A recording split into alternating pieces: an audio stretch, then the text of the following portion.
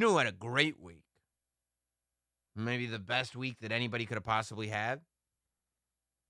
The young legend, the new and improved Fred Durst. I mean, Ooh.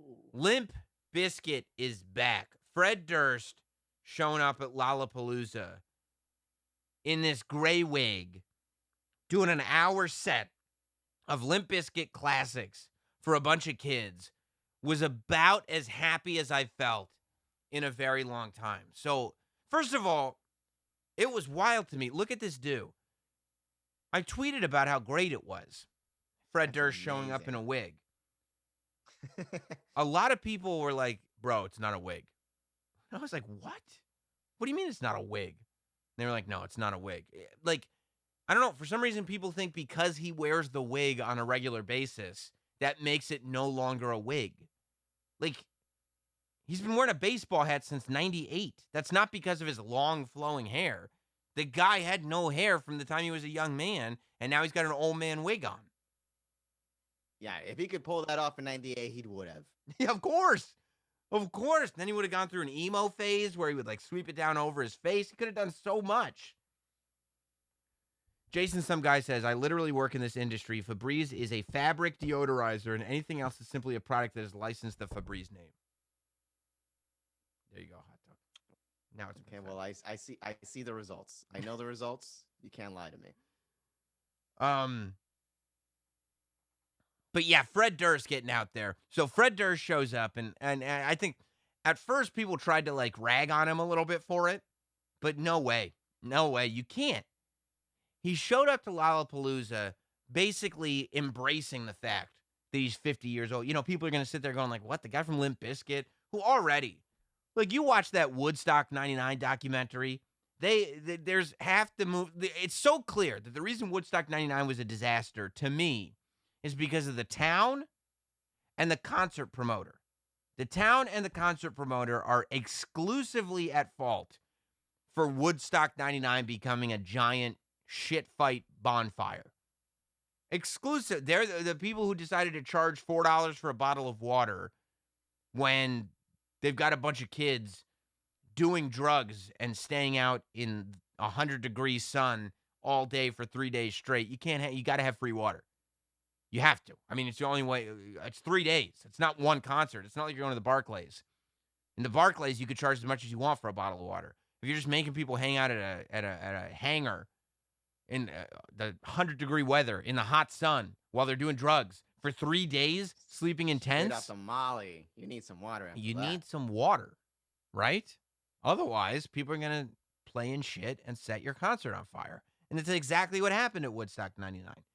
But there was also a lot of aggression, and they blamed nu metal, really specifically Limp Bizkit, for a lot of that aggression and for a lot of there was just a very, very negative spin, which I don't think was right. I don't think it was fair at all. Clearly, if you watch the footage from 99, Limp Bizkit was over like Rover. I mean, they were as popular a band as you could possibly have in 99. But they've become kind of a joke, right? So, fair or unfair.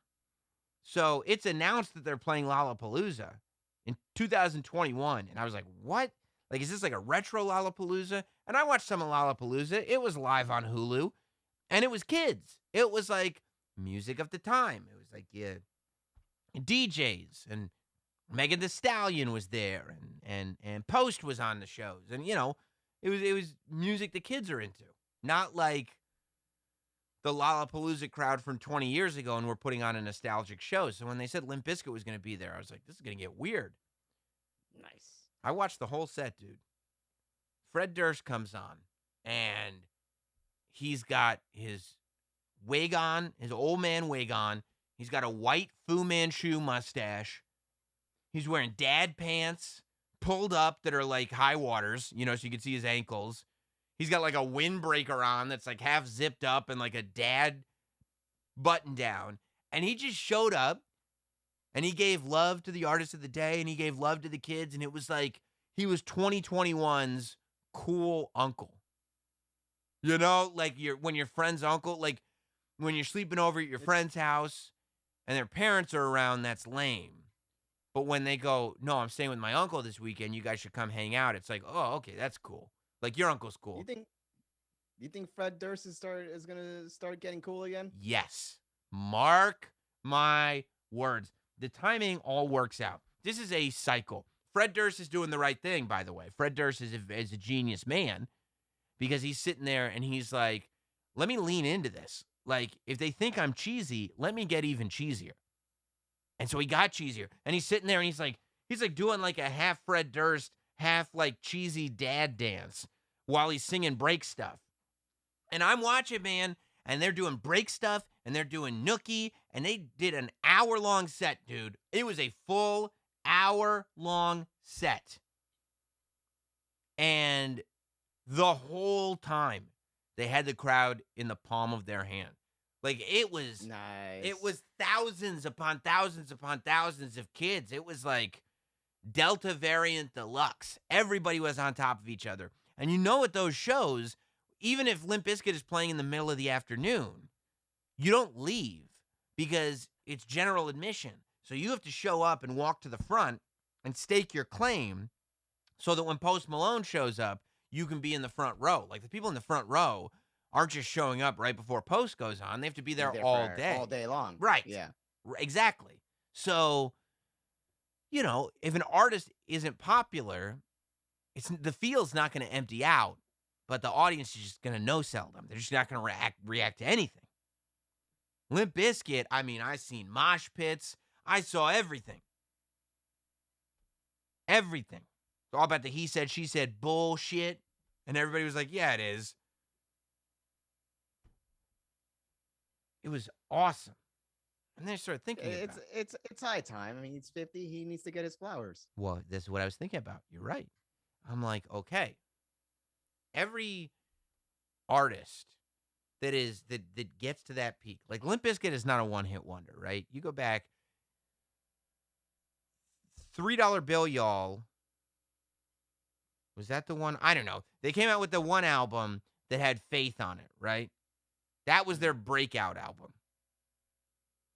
Then they came out with the next album that had like nookie and break stuff and like just single, and they become TRL darling. My Way or the Highway. Like, I mean, is there any better song? You're sitting there like Austin Rock. Iconic. So good. By the way, I know the guy who made that video.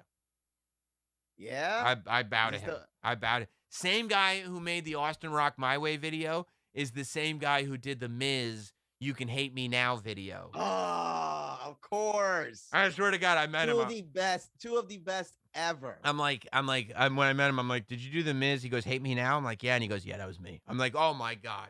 And he was sitting on that Nas track, just like, I got to do something with this. And he was like, I found it. That's so good. I found That's so it. good to know it's the same person. Same guy. His name's Adam. But I'm sitting there and I'm like, okay, so he had like, and then Chocolate Starfish and the hot dog flavored water comes out, and that's the end, right? Like, some singles kind of start to pop off of that, but people realize that Limp Bizkit is cheese dick, and they move on. They move on from it. It's over. And he was done by like 2003, 2004. Yeah, he had like Limp Bizkit had like a 2-year run, more or less. And by the way, like when they first came out, like when Faith first came out, you probably wouldn't, I don't know if you remember this or not, Hot Dog, but like they were like an underground band that was like, if you were cool, if you were like a cool rock kid, you heard about this new band, Limp Bizkit. And this is what you said. I swear to God, I had these conversations. It's like Korn, but heavier. And you'd be like, no way. Yes. Oh my God, I got to hear this band. And then the Faith cover comes on and you're like, this is the shit. This is the shit. And by the way, they did the Faith cover at Lollapalooza. And I was right back. I went right back. And when I was watching, it's such bullshit that anyone would say Limp Bizkit was not the shit. That's the problem, that they became not the shit. But this happens with bands, right? They become whack. So then people act like they've always been whack because they don't want to be the ones going, I thought they were cool. What? You did? Everybody pretends like they always knew. I never liked them. But we finally hit that time where it's been a couple of generations, and every big band goes through this. It's a couple of generations where it's like you peak, you start to go down, you desperately cling on. Every band does it. You desperately cling on. There's an embarrassing phase, then there's a go away phase, and then if you're a real legend, there's the resurgence. And the resurgence is not about new music. The resurgence is not about, it's about your old music hitting differently with the kids. And that is the phase that Limp Bizkit is completely going into. I mean, if you think about it, 80s nostalgia is over, right? Like we did 80s nostalgia, it's done to death. Like Mm-hmm. 80s nostalgia is now so old that it's like how we looked at like 60s nostalgia. Like it's like okay, you say this era existed, if you say so, but this has no relevance. Like the people in their 20s are sitting there going like, if you tell me there was a 1980s, I believe you, but I don't I mean, know. let's see, like the weekend and like Bruno Mars, they kind of ride that '80s nostalgia a little bit. I Well, feel like, they're almost like Bruno Mars dips way back. Like Bruno Mars is a special case. Bruno Mars dips back to the 70s and like late yeah. 70s, early 80s, but that was a cocaine infused era. I'm not saying anything about anybody. I'm just saying that was a cocaine infused era. So that might have something to do with it.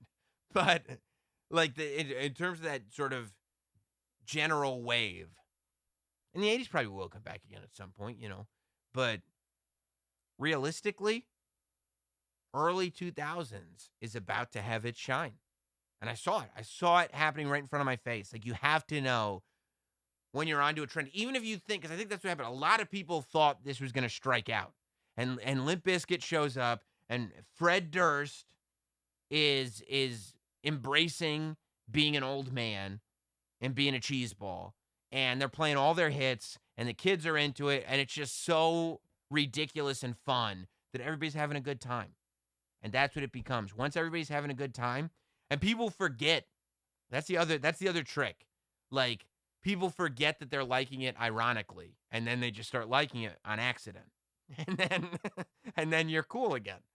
It's the best. Like it's like you suck, and then people pretend to like you ironically, and then people forget that it was ironic, and then you're popular.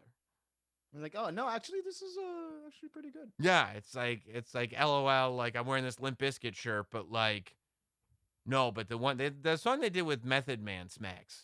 You're like, huh?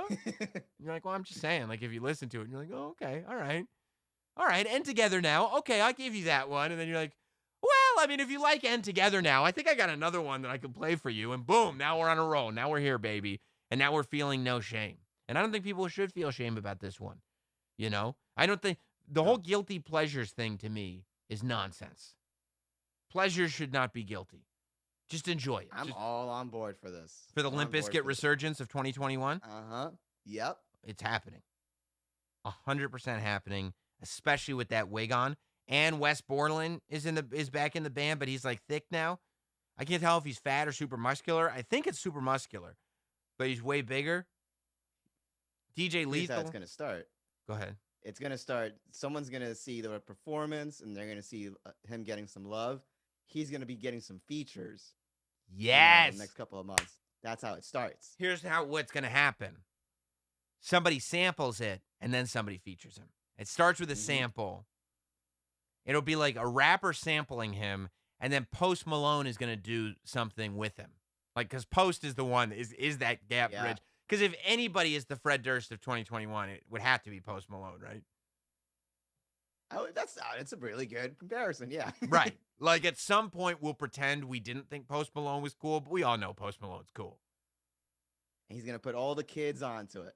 Yes. 100%. And then one day, the cycle will complete. So at some point, people will be like, fuck Post Malone, and he'll have to, sit on the back burner for a while. He'll play smaller shows. He'll have this loyal audience that never left him and just kind of keep his name alive that way. And then the artist of the day will be like, how about this Post Malone? And people will be like, he's whack, right? And the artist will be like, no, he's not. And then all the artist fans will be like, I know, right? He's not. Yeah, no, I know. I feel the same way, bro. I will go ahead and make the prediction.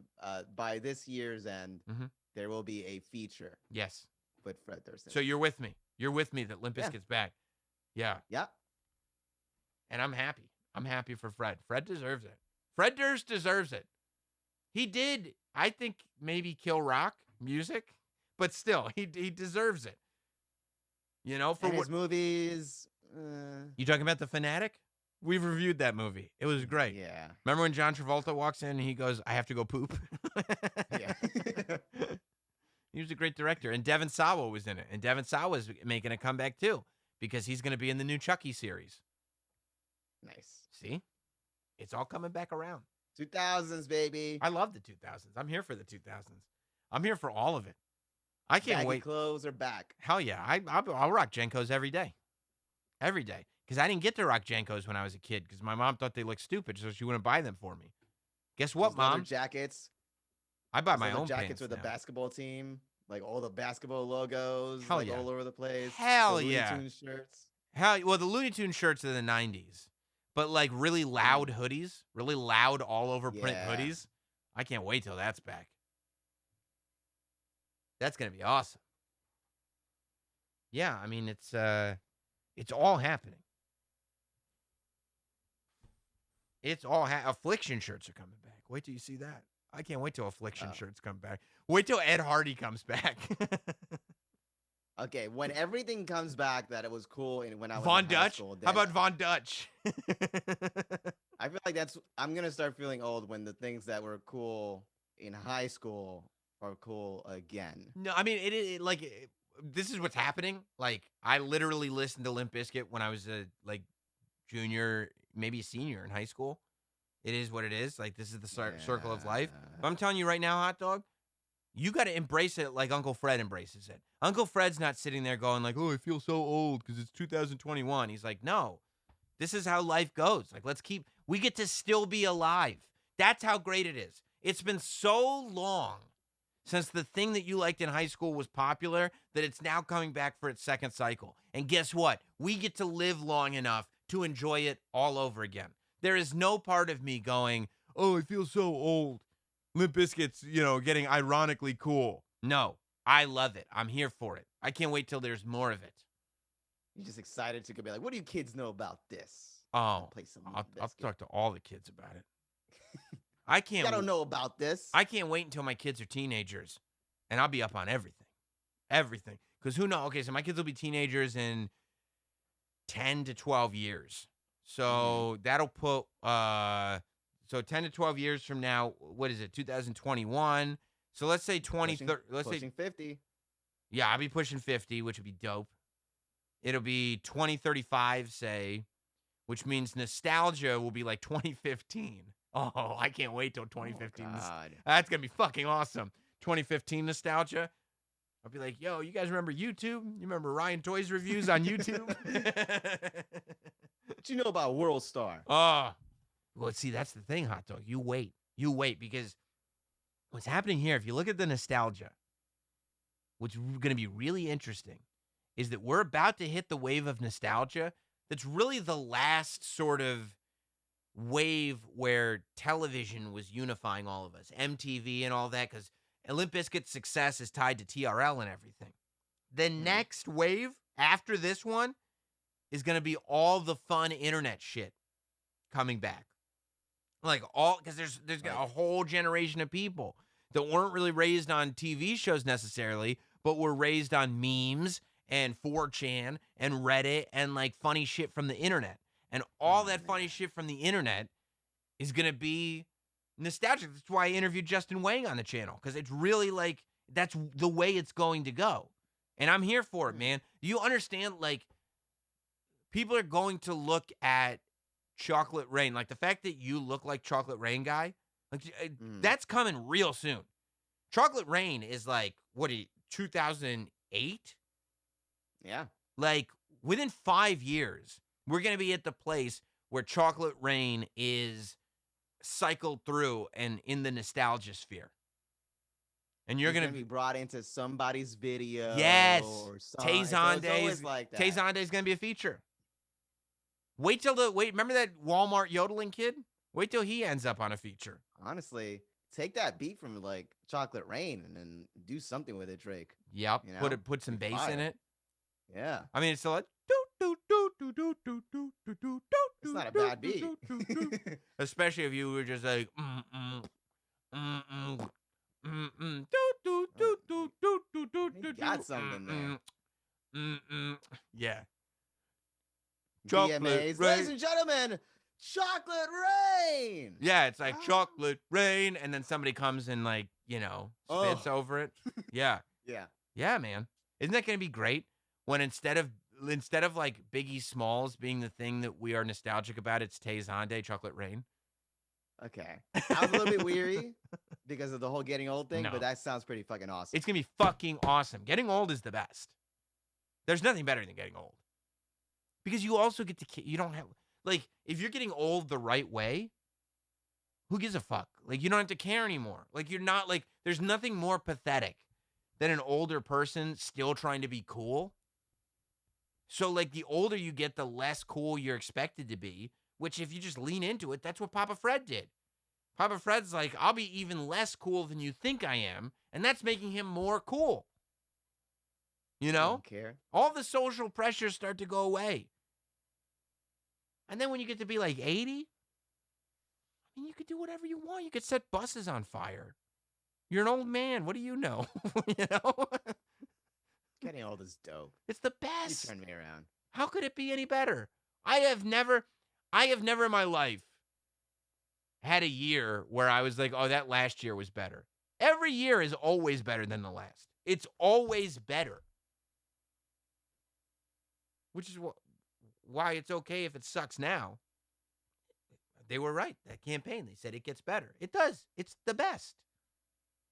I mean, for guys like us, hot dog, like, Yeah. if you were in high school and you were getting laid a lot and you were good looking and like, all that stuff was going on for you. Nope, and nope. Nope. Yeah. Getting old is not for you. Go fuck yourself. But for us, the never peakers, if we haven't peaked yet, that means it's still coming. There's the just the floor and then there's everything else. And I've already been there. So Yeah. Yeah, that's it. That's it. And at some point, hot dog, people will just expect you to stay single. There won't even be any pressure on that anymore. It'll just be like, I guess he's just a loner, and then I pull up on you. Here you go. Boom. Here you go, Sam. Pull My up what? wifey. No, you're not. No, Pull up my wife. probably not. Oh. I thought we were. I thought that's where we were going. No. You just stay single and it's fine. Like, Oh. I just mean people will stop asking you about it because they'll just realize it's never going to happen for them. Oh. Yeah. Well, that too.